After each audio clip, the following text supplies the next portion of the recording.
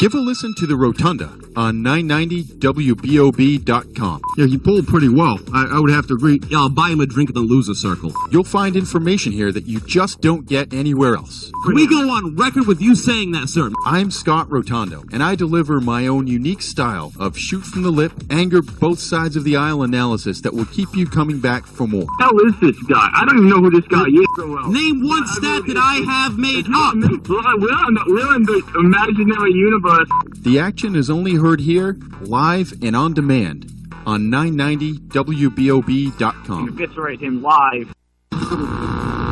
This is 990WBOB.com, the home of internet entertainment. From Rhode Island to the world, 990WBOB.com. 990WBOB.com is an independent free media outlet.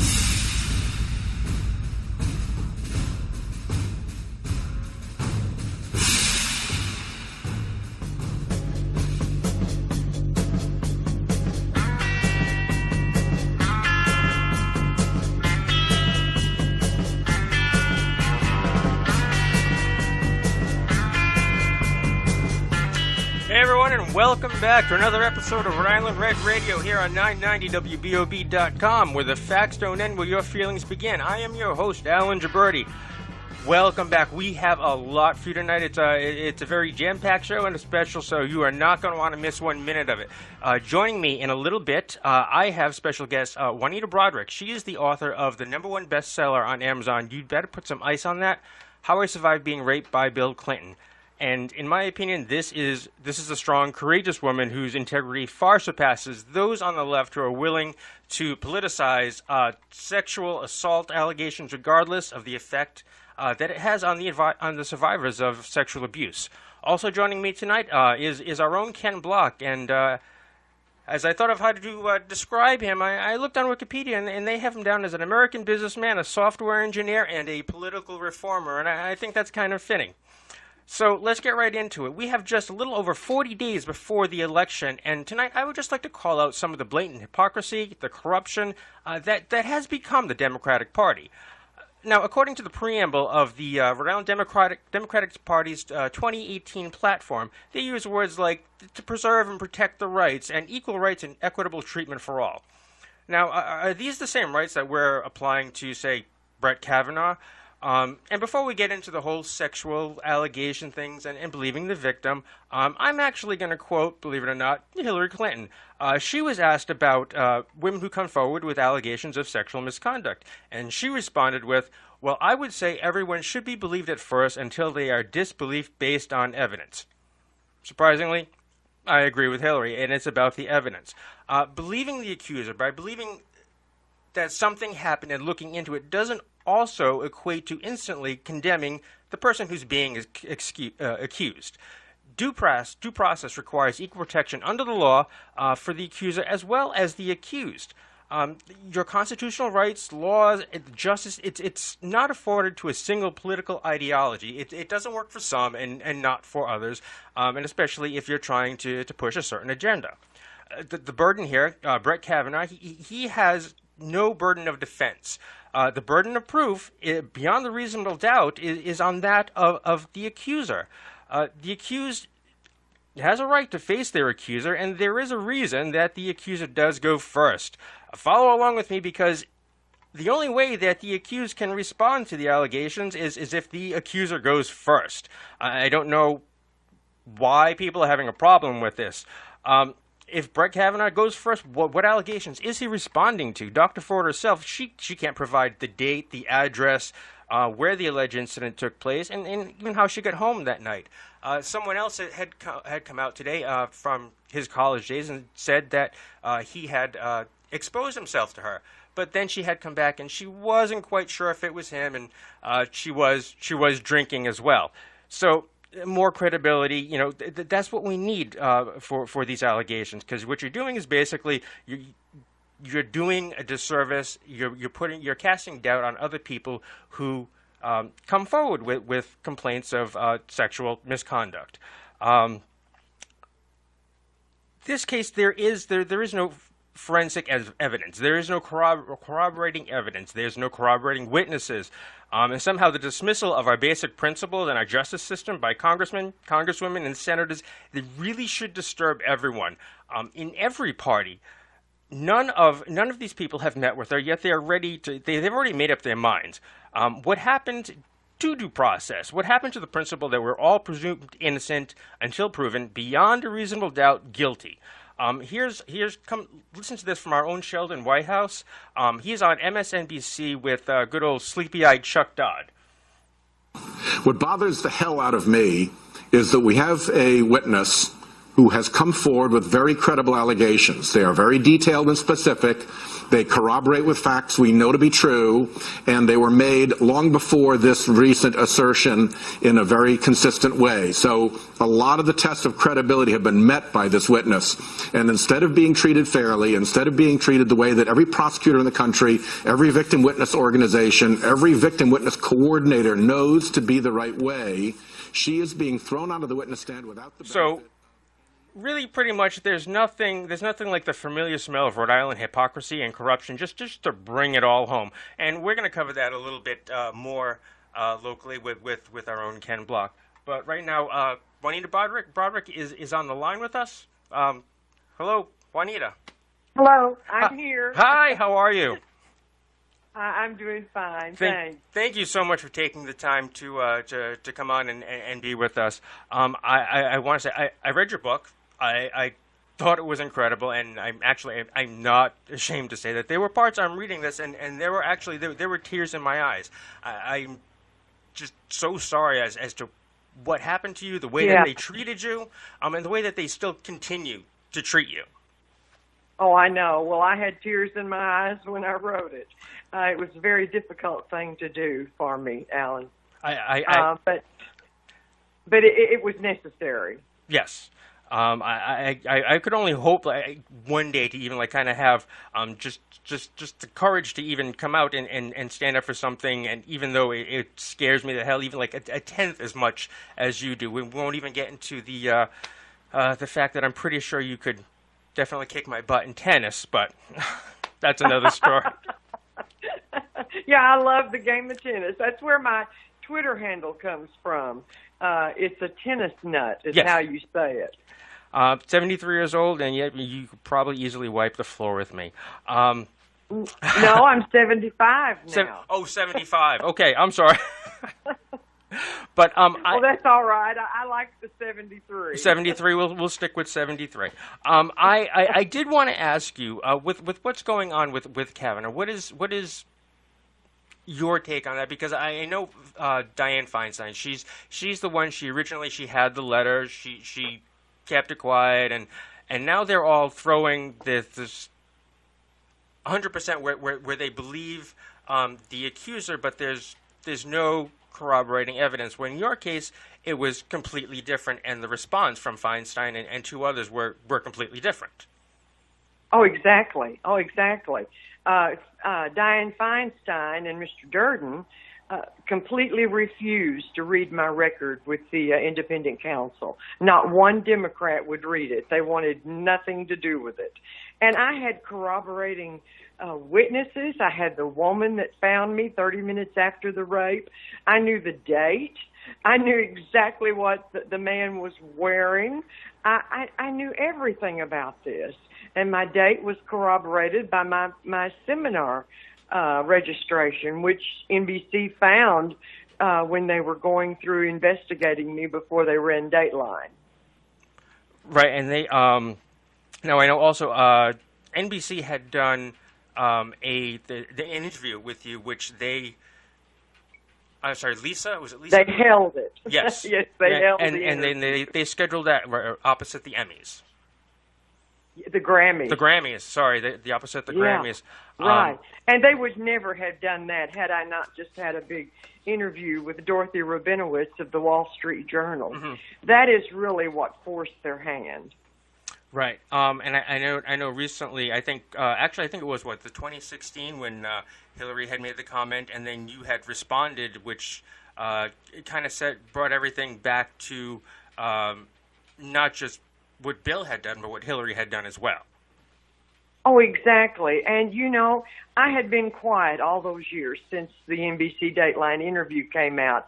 I came out, the press was terrible to me, and so I just went back into the woodwork. And then all of a sudden, in November of 2015, Hillary tweets, you know, all victims of sexual abuse should come forward and be believed, and we're with you. I thought, my God in heaven, this woman has no right to say that after what she did to the victims of her husband. Right. And I thought, I've got to answer this. I've stayed quiet for too long.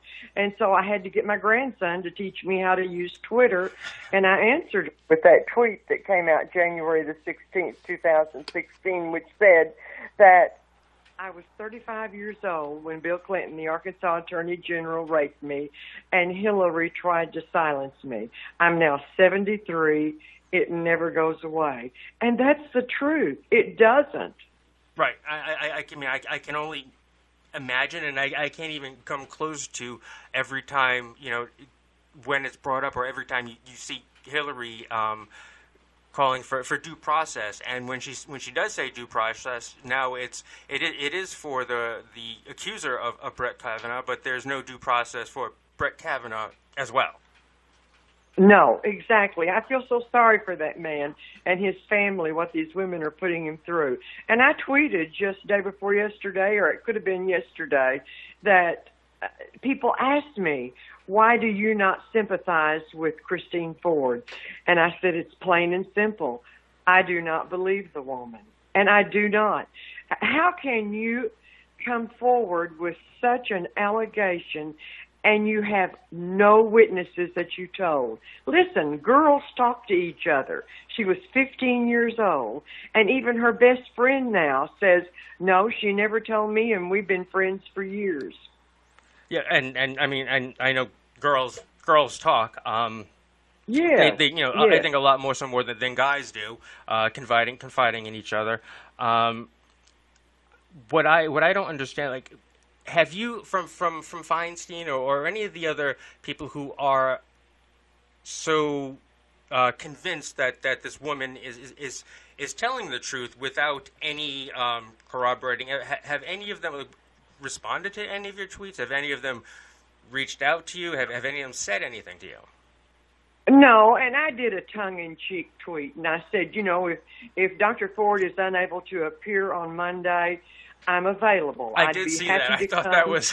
Yeah, I said I'd be happy to come, but that was more or less trying to show the double standard, yes, and the ridiculousness of how they tweeted the victims of Bill Clinton. Right. Juanita, we have to take a quick break. You just stay on the line, and we'll see you on the other side. Can you stick with us? Oh, yeah, that's fine. All right. Thank you. Let's take a quick break, and when we come back, again, we will have Juanita Brodderick with us.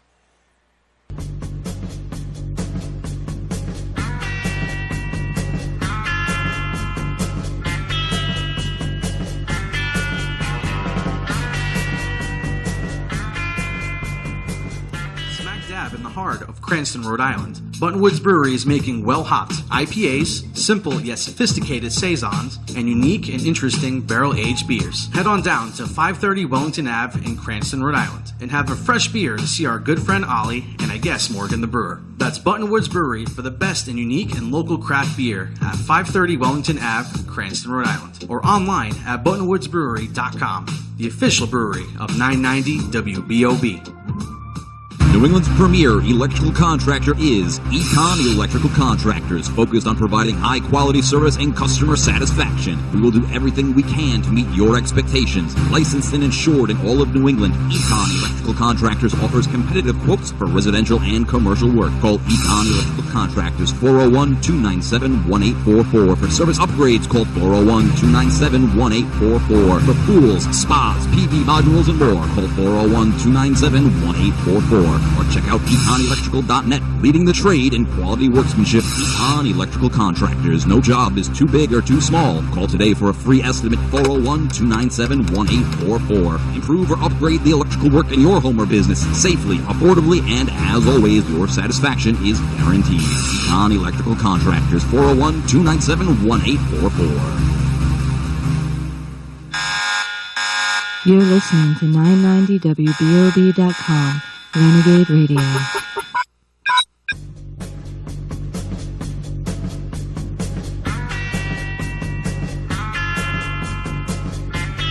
Hey everyone, and welcome back to Rhode Island Red Radio on 990WBOB.com. I am your host, Allan Jaberti, and with me right now is Juanita Brodderick, author of Amazon's #1 bestseller. You better put some ice on that, How I Survived Being Raped by Bill Clinton. Hello, Juanita. Do we still have Juanita with us? Yes, I'm here. Oh, there you are. Okay, welcome back. Thank you. Thank you for holding on for that. Now, I did want to ask you, when I was telling people who you were going to be on the show today and everything, and people were asking, and they had said, and I had set them straight, they were saying, wasn't she discredited? And I said, no, she was never discredited, or actually your case was never litigated as well, was it? No, never litigated. And never, no, absolutely not. And people get confused with when I was subpoenaed for the deposition for the Paula Jones case. Mm-hmm. That's when I first denied it. I was angry that Paula Jones had pulled me into her case when I tried to stay quiet for so long. I didn't want this to come out because I knew what the press was doing to the other women that had come out. And so that's when I denied it. And then I thought, well, that's the end of that. Well, and then I got a subpoena that I was going to be deposed by Ken Starr. My son is an attorney. He came to my home and he said, Mom, you're going to have to tell the truth. He says, Paula Jones' case was a civil case. He said, this is a federal case, and you can't lie about it anymore. You've got to come clean. So that's what I did. People say, well, she changed her story all the time. No, I didn't. I lied in the beginning at Paula Jones, but then I told the truth to the independent counsel. And when I did tell the truth, I had all of the evidence. And Ken Starr's people never discredited me. It's just they wanted to know why I had lied in the Paula Jones case. Had I been threatened or had I been bought off? And the answer was no. I just did not want to come forward. Now, so I had no proof of obstruction of justice. Now, I know originally, I think it was a week after the rape, you had actually seen Bill and Hillary. Was it a week or yes. A week or two when after? I was, yes. Yeah, I was working in Bill Clinton's. I was volunteering in his campaign for governor. Well, before the rape, I had helped set up a fundraiser at my friend's home. They have this beautiful home here in Van Buren, the Criswells. I played tennis with Betty, and Buddy was my dentist. So I arranged with them for the fundraiser to be held at their home. Well, of course, 3 weeks later, I'm still in a state of shock, and I had no intention of attending it. I'd call Betty. I didn't ever tell her what had happened, but I said, I can't be at the fundraiser, but I'm going to come bring you some information, and then I'll have to leave. Well, I didn't get out of there before Hillary and Bill came in. And just before Hillary Clinton came over to me, a friend of mine who had driven them from the airport, his name is Chuck Watts. He's a local pharmacist. And he came over and he said, my goodness, he said, the topic of the conversation all the way from the airport was the Clintons asking me information about you. And I thought, oh, God, I've got to get out of here before they come in. Well, I didn't make it to the front door before Hillary came straight for me, came over to me, took a hold of my hand, and she said, I just want you to know how appreciative Bill and I are for everything that you do in this campaign. And I just sort of nodded, and I thought, I've got to get out of here because I did not want to see him. As I turned to walk away, she grabs me, pulls me back to her, and has this very angry look on her face. And she says, do you understand everything you do? And I knew right then that woman knew what had happened to me. There's no doubt in my mind. She knew what her husband had done to me, and she was threatening me. It surprises me, but from what I personally, how I feel about Hillary, that doesn't shock me. And then you had another run-in actually with Bill. Was it in 1996, right before he announced his. No, it was in 91. 91, I'm sorry. Right before his... Yeah, in 1991, I was down at a seminar, and I had two of my nurses with me, and one of them was the one that had found me after the rape.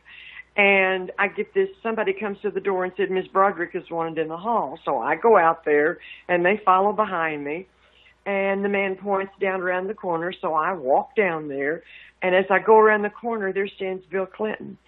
And I had not seen this man in 13 years, and it was shocking to see him standing there with his two state policemen. And he comes over to me and tries to take my hand, and I back away. And he starts spewing all this stuff about, I'm so sorry what I did to you.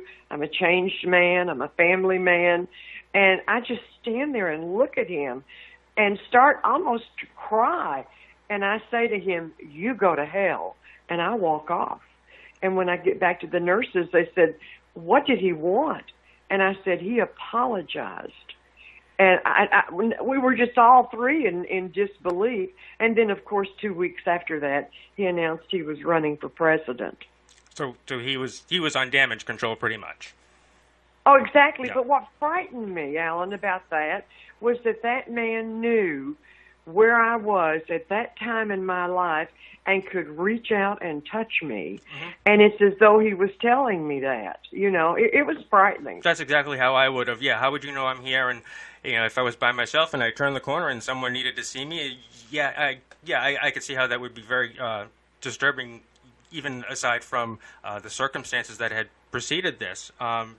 They're scary people, in my opinion. Yeah, it was very frightening. Now, what I do want to mention, now that you your book, you have coming up, so you are going to be a part of the Women for American First Summit. Yes, I'm so excited about that. I'm going to be there with Greg Jarrett and Judge Janine and Lara Trump. It's just going to be a wonderful get-together. And I'm going to be headlining the Me Too panel. Oh, good. And that's in October 3rd, 7th? No, October 4th through the 7th. Yes. Yeah, and there's still tickets available if anyone's interested. It's in Washington, D.C. at the Trump Hotel. Okay, and actually I'm going to go ahead and we'll put that out there as well. And then also, since I know you do have another commitment, and we are going to have to take a break. So anything else, any place you're going to be other than the Women for America's First Summit, your book, people buying your book, I definitely recommend that. Where can they find out more about you? On my website, JuanitaBrodderick.com. I have videos on there, interviews, and I have just a lot of information, news articles from 1999. It's an interesting website, and it also has a link where you can go to Amazon to order the book if they're interested. If they have Amazon Unlimited, they can get the book free. Oh, okay. I do definitely suggest that people out there, if you haven't read it, definitely do get it. And they can also follow you on Twitter. So I know it's a tennis nut, but it's what it's ATENSNUT. Right. Thank you so much, Allan. Oh, no problem. Thank you, and keep up the good fight. And maybe I'll see you in October in Washington.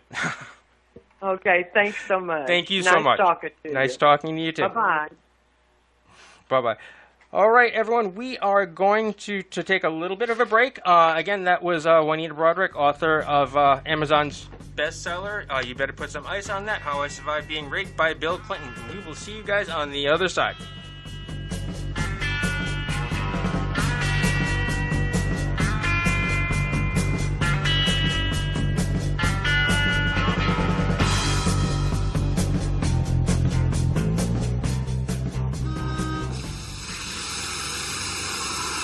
Sir over here from 990WBOB.com's a franchise. Gotta let you in on a little secret. You see, for years now, whenever I'm shopping for a new ride, I always visit my boys over at King Philip Motors. Conveniently located at 391 Metacom Ave in beautiful and historic Bristol, Rhode Island. King Philip Motors has a wide inventory of gently used cars and trucks. Check them out online at kingphilipmotors.com. Or give my friend John a buzz, 401-323-7853. Mention 990WBOB.com sent you and enjoy the savings. That's King Philip Motors in Bristol, Rhode Island, or online at kingphilipmotors.com.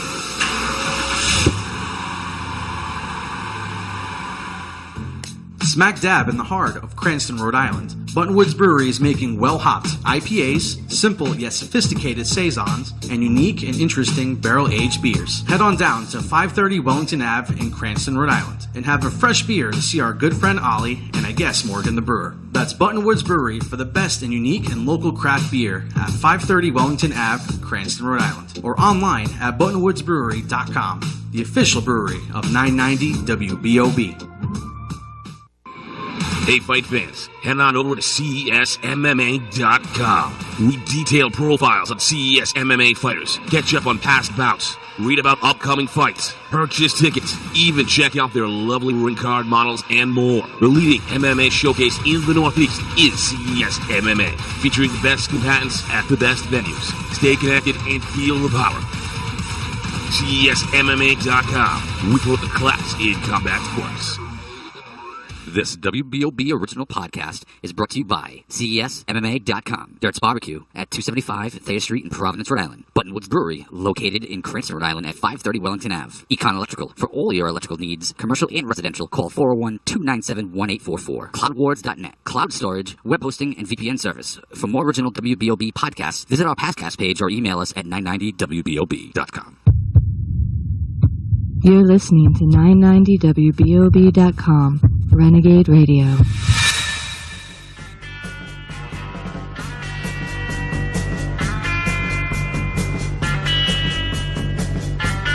Hey everyone, welcome back. You are listening to Rhode Island Red Radio on 990WBOB.com. I am Allan Gibberti. Right before the break, we were joined by Juanita Brodderick. Coming up is our own Ken Block. This show, I've been wanting to focus on the hypocrisy and the corruption as far as the Democratic Party goes, and I was looking at their platform for 2018 and words that they had used as to integrity and preserving rights and equal rights and all this good stuff. Now here in Rhode Island, you can turn around and you can say, yeah, we're pretty corrupt. We have a lot of cronyism. And, I mean, you ask people, think they're going to turn around to, it's like, yeah, well, we have that big whole UHIP problem right now, which we're at least $650 million in the hole for. They're still giving out Medicaid cards to people who are deceased. Where's Gina during all of this? She's distanced herself pretty much from that. And it's kind of typical of them. If they don't talk about it, it's not an issue. So, what are we going to do about this? Where would we even start? We have the DOT problem. We have people who are in the DOT who aren't engineers, doing the job of engineers. We have people giving legal advice who shouldn't be giving legal advice. We have lawsuits against the states. We have fines against the states. What seems to be the actual problem, or where would one go ahead and even begin to start? You could turn around and you could say it starts from the top, but I think people like Gina and Nellie and all of them, David, Jim, I just think they're all so far removed from reality and what's actually going on. I think even if you did remove them, I think years or decades of democratic rule and corruption are pretty much embedded in there, so I wouldn't even know which department or which segment to go ahead and even to start dismantling or looking at. Even trying to go ahead and weed out the corruption has led into more grumblings about corruption. So what I think that we should do, aside from getting rid of Nellie and Gina and all of them, let's go to Ken Block, who's on the right line with us right now. Ken, are you there? I am here. Good afternoon. Good evening. Good evening, Ken. How are you? I'm great. Listening to you go to town. Very nice. Thank you. Thank you for taking the time. So we have a lot wrong with the state. Way too much. No question. Yeah, where would one start? Because I mean, I know you can say the buck stops here, and you could start with Gina. But like I said, I think they've been in the Democratic corruption has been rooted in so long. Where would one even start to figure out where the issues lie? Wow. Like you have to start somewhere. You do, and the problem is there isn't any one place where you can start. I think that when it comes right down to it, we have the multiple different problems that we have stem from a lot of different places. So, look, we have a problem with an unbalanced legislature in terms of the number of Democrats versus Republicans, but we also have a gigantic number of seats where we can't find any candidates to run for the position. Yes, unfortunately. That's a problem, right? I have stated multiple times that our government, from the local level to the state level, oftentimes is not very professional. We have people who really don't appear to understand how to execute government, how to run government, and you end up with disasters sometimes when things like that happen, and we've seen it at the state level, we've seen it at the local level. The way that the General Assembly operates, the rules of operation of the General Assembly, these rules are voted upon by the legislature as they come into session every year, and all of the state reps basically put their necks on the chopping block and have their heads removed when they approve the rules for the year because they hand all of their power to the Speaker, right? So there's a great many things, very different things, that happened that I think set us up for really bad government. And, there isn't one magic bullet here. There's a lot of different areas, and that's just the highest level, I mean, when you come down one step and try to come in with a little bit more granularity, you begin to see things like local elected leaders who absolutely sell the taxpayers up the river in the contracts they negotiate with labor unions. And they're rewarded for doing that because the labor unions ensure those folks get reelected. Get reelected, right, the following year, because that's our tax money. They're going there anyways. That's right. So, you have challenges like that. You mentioned the UHIP disaster, and there's even a whole bunch of different reasons why UHIP is as disastrous as it is. The state of Rhode Island appears to not have had quality technical people, either on board as consultants or as full-time employees, whose job it was to protect the state's interest in that contract. Governor Raimondo put a political hack in charge of the Department of Health and Human Services. And this woman had no idea. She was the former executive director of the Democratic Party, but she had no idea how to manage a large organization, and certainly didn't have any idea about technical stuff. And she helped manage UHIP into the ground, right? So there's even for something like UHIP, there's a lot of different root causes for how it all got as bad as it ultimately did. And by the way, there's probably a healthy dose of politics in there as well, because when Governor Raimondo decided to greenlight and turn on UHIP in 2016, which he wasn't supposed to do, right? After the federal government said, do not turn it on, that was a political consideration. That was a political calculation that she made, and it was a terrible one. And, in my career as a person who has delivered large IT projects like UHIP to other state governments, especially in the food stamp area, when the federal government says you don't do something, you don't do something.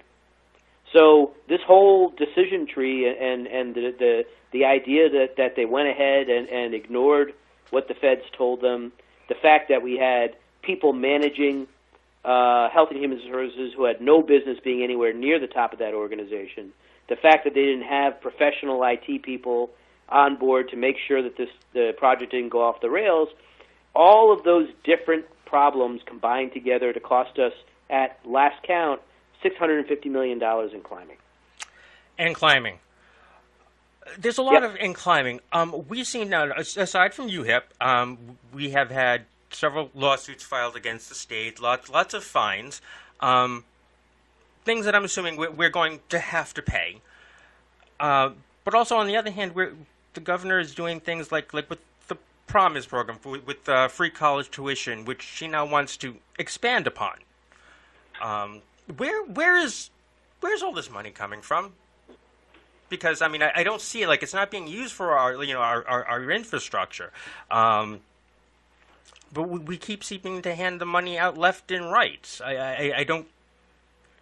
Where's? We have a structural deficit, a large structural deficit in upcoming years.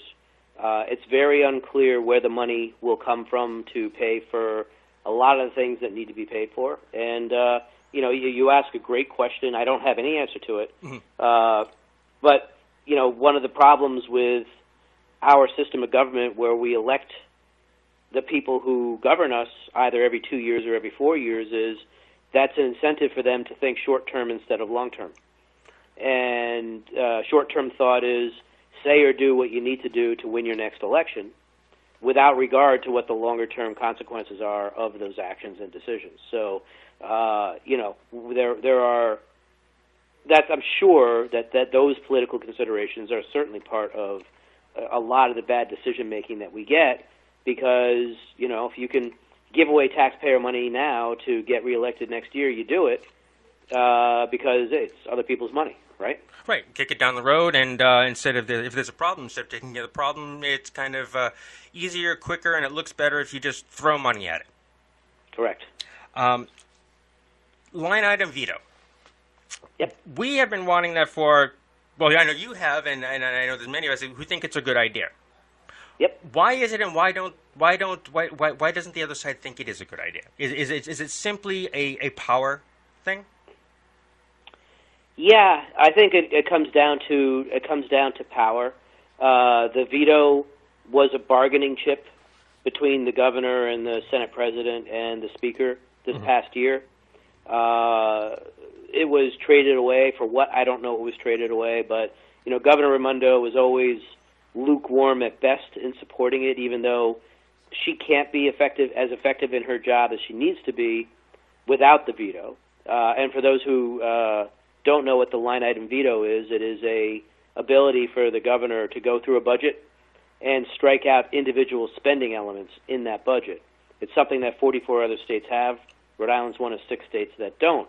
And the reason it's so important is it helps put an end to some of the really bad legislating that brings us budgets that sometimes are badly blown and worse, have favors for friends in there and things like that. The way things currently stand through our budget process, the speaker can put virtually anything into that budget that he wants, and nobody can do anything about it. But with the line item veto, we have the ability to take the speaker's tendency to reward friends and misspend the public's money.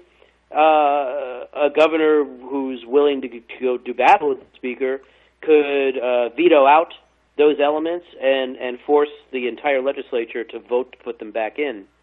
And what everybody bets on with the veto is, that idea that they're going to put the money, that they're going to vote to override a veto, oftentimes, shames legislators into doing the right thing. Right. Speaking of voting, we've had some disenfranchised voters, people who were, there's a whole problem with being unaffiliated, voting in the primaries, and having to unaffiliate again, or voting in the elections and then unaffiliating again. I guess there have been some people who had to vote for the party that they voted for in the last election. Yeah, so I was contacted by a married couple who told me that they had gone to vote in the primaries a few weeks ago, and they wanted to, I don't know which party's primary they wanted to vote in, but they were independent voters, and when they got to the polling place, they were told that, no, you're not independent, you are registered to vote for one of the two parties. Mm-hmm. And what had happened was they had, if you're an unaffiliated voter, so you're not registered as a Democrat, you're not registered as a Republican, you're not registered as a moderate, you have the ability to vote in any party primary that you want. And when you go on primary day to vote, you are temporarily, actually not temporarily, you are registered with the party whose primary it is that you're going to vote in. And you're stuck. If you want to, right. And if you want to go back to being unaffiliated, then you have to fill out a disaffiliation form. So this couple had filled out that form in 2016. For whatever reason, the paperwork wasn't processed properly. And in 2018, when they went to vote, they wanted to vote in the other party's primary, but they weren't allowed to because they weren't, in the eyes of the system, they were not independent voters. So, and that was a failure of Rhode Island government to process their disaffiliation form correctly. They have those forms, so they have the signed forms with the timestamps and everything from 2016. This was a malfunction of the system, and on social media, when I asked the question, has this happened to you? For me, a very surprising number of people indicated that it had. That they've gone to the polling place expecting to be an independent voter, and they were told that they were still registered from the last primary as being a Democrat or a Republican or a moderate. So, there's a problem with how we handle that. And frankly, that's disenfranchisement, right? If you intend to go vote and you want to vote in a particular race and you're told you can't, that's the very definition of disenfranchisement. And for sure, the actions of our government should never disenfranchise anybody. So that's something that has to be fixed, and it's an issue that has to be raised louder than it is now. It would be great if we could raise them, because I think one of the things we could actually even ask the governor, she would actually need to show up at another forum as opposed to ditching out on the last one. So I guess maybe the next one we could ask her that. My other quick thing, because we are cutting close on times, the bus school drivers, Providence bus school drivers, they are striking because they want a 401k. I'm sorry, they want a pension rather than a 401k. Right. So I only know what I've read in the paper about the specifics, but according to the Providence Journal, they're preparing to strike because they want their employer, which is First Student, it's a private bus company, they want their employer to provide retirement dollars not going into a 401k, but going into a pension program run by the Teamsters Union. And according to the Providence Journal's article, that particular pension fund is underfunded by more than $3 billion, and the federal government considers it in one of the worst financial conditions that a pension fund can be in. Yes. So very interesting there. It's very bad. And for me, I'm very, very much an advocate for the best educations that we can possibly provide to our kids. And when adults bicker over money and they use the kids as a pawn in those arguments, I believe that should be illegal in every way, shape, or form. I absolutely agree. And it's disgusting that the school bus drivers are potentially going to be interrupting the educational lives of the, frankly, some of the kids in our state who most need the, good schools, which is Providence. The Providence schools struggle, the kids struggle, and we shouldn't make their struggle any worse than it already is through the actions of adults. I absolutely agree. With that, I do need to say goodbye because we are heading over to a break. I want to thank you very much for taking the time and enlightening us and help shed some light on this murky swamp that is Rhode Island. Happy to do it. It's a pleasure to speak with you. Pleasure too. Thank you very much. Yep. Bye. Okay, everyone. Thank you. We will be back. We're going to take a quick break, and we will see you in a short bit.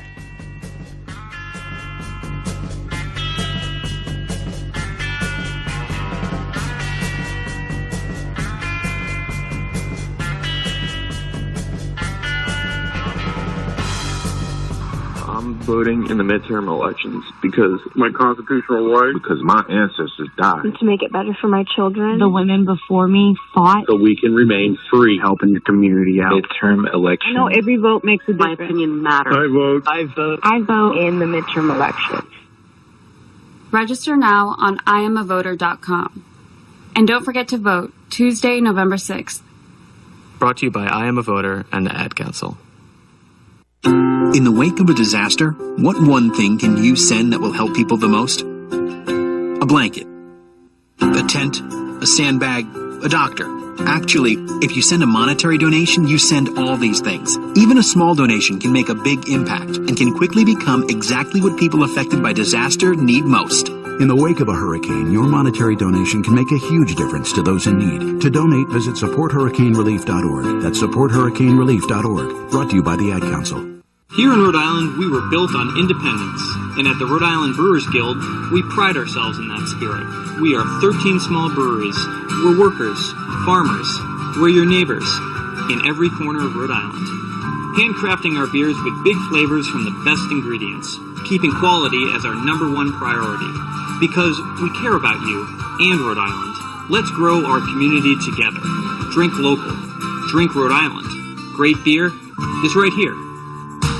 Conveniently located in the heart of Cranston, Rhode Island, Park Wine & Spirits has or will help you find wines, spirits, beers, and cigars that fit your taste. Whether you collect fine wines, love craft beer, or simply enjoy a glass of your favorite adult beverage from time to time, stop by Park Wine & Spirits. They have you covered. The weekend starts at Park Wine & Spirits, located at 1375 Park Avenue in Cranston, or online at parkwineandspirits.com. You're listening to 990WBOB.com, Renegade Radio.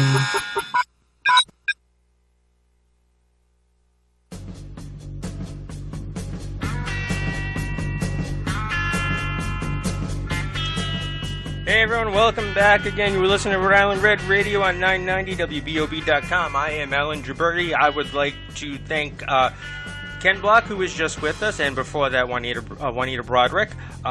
Thank them both for taking time out of their schedule to come on my little show. Also, be sure to stick around next, because coming up is the Rotunda with Scott Rotundo and special guest co-host me. I'll be sticking around. Also, remember to check out 990WBOB.com for all your news, weather, past cast, reads, and all your news. So normally at this point, I do go on to some official tweets. I am going to... Sorry, I am going to go ahead. I am going to read one specific tweet. And that came out this Saturday, and that had to do with, let me see, so the LGBT caucus. It's a freedom caucus, and there are congressmen in it, such as David Cicilline and Jim Langevin. So this came out 3 days ago, and this is the tweet. It says, so we mourn the loss of Nikki Enriquez of Texas. So Nikki is the 21st known killing of a transgender person in 2018. Now, I want to say the 21st known. A lot of times, there are either people are misidentified as far as their gender, so they're not transgendered. For those of you who don't know, last year, at least 27 transgender people were killed in the United States. This year, we are set to have a higher number. They were saying by October, but they are saying that in 2018, we are to surpass the number of transgenders who were killed last year. 21. I have tweeted at least 20 times to David Cicilline, Gina Raimondo, Jim Langevin, Jason Knight, Teresa Tanzi, and actually the LGBT Freedom Caucus as well, to address the issue, to say that all is not well with the LGBT community, to say that there is an issue and we need to address this. The response that I have gotten from them has been nothing. And aside from sitting here on the radio, I've also testified before the House Judiciary Committee, and in a capacity for the Rhode Island Log Cabin Republicans. They say that they want to work on both sides of the aisle for LGBT issues, for LGBT safety. The only people that these people work with is themselves. I've tried to reach out to them, but issues, organizations such as GLAAD, the Human Rights Campaign, the LGBT caucus itself, which Cicilline is a co-chair and Langevin is a member, these are the people you're voting for. These are people who say they're champions of the little people, of the victim, of the LGBT community. They fight for our causes. They have yet to actually respond to any request to sit down and meet with them. One other thing that I had wanted to mention as far as David Cicilline goes, I'm not sure if any of you saw his Facebook Live feed today, where he was in the car without the seatbelt, driving on his way to New Hampshire, staring at the phone. So we're not hands-free, we're not wearing a seatbelt. I guess a lot of the laws don't apply to a lot of the Cicillines. And that's all I'm going to say on that. One other thing on the Kavanaugh things, on the Kavanaugh hearings and the debacle that is, my question, I think, to a lot of the lawmakers out there is, yes, we want to believe victims of who come forward with allegations of sexual abuse. The big question is, what about false accusations? How are we to handle that? I know a lot of people have said that if you make a false allegation and destroy someone's life and their family's lives, and it is false, that you should suffer basically the same punishment as someone who has been accused of sexual misconduct, whether they're a registered sex offender, then they should have that as well. They should serve time. The problem with that that people have raised is there have been people who have been falsely accused, and their accuser has come out, and they have been released from prison. Being removed from the sexual offenders list is a nightmare, but imposing those types of penalties on someone, will that stop other people from coming forward? Some people have suggested that maybe there should be an amnesty period where people who have accused someone falsely of rape or other sexual misconduct to go ahead and say, admit to what they've done without any repercussions, to free those people and clear their names, and then go ahead and impose stricter penalties. I don't know what the answer is. The answer is out there, and I think the only way we're going to get the answer is working together. Yes, we should believe victims who claim sexual abuse, but not at the expense of the accuser. Everyone deserves to be heard, and everyone needs to be treated fairly. Apparently, this is something that a lot of us have problems agreeing on. One other point that I did want to make, since we are coming up on the primaries, it is going to be interesting. One of the things I have noticed, and again carrying over from after the primaries, is I think a lot of the parties, especially the Republican Party, I think we need to pull together. I think we need to have a lot less backbiting, a lot less infighting. As I said last week, that is something that the Democrats do. We're not going to take back the state. We're not going to make our lives better. We're not going to make the lives of our children better if we allow the Democrats to keep control. We have some key races that I think we need to keep our eye on. And I think in some of them, even if we do win, we may end up losing. But I'm going to leave that for next week.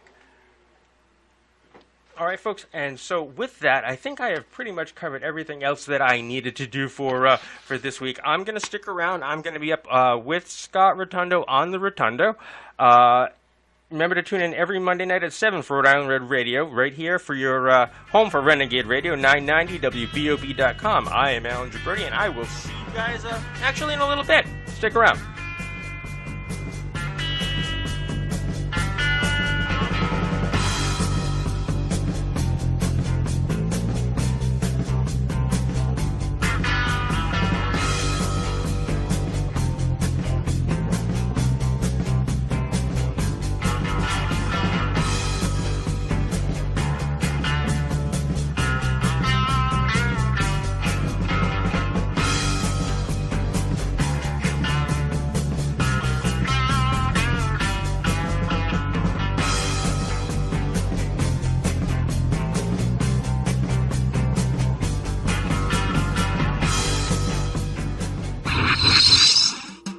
The preceding program contained views, opinions, and thoughts that do not necessarily represent those of 990 WBOB, its management, or its staff.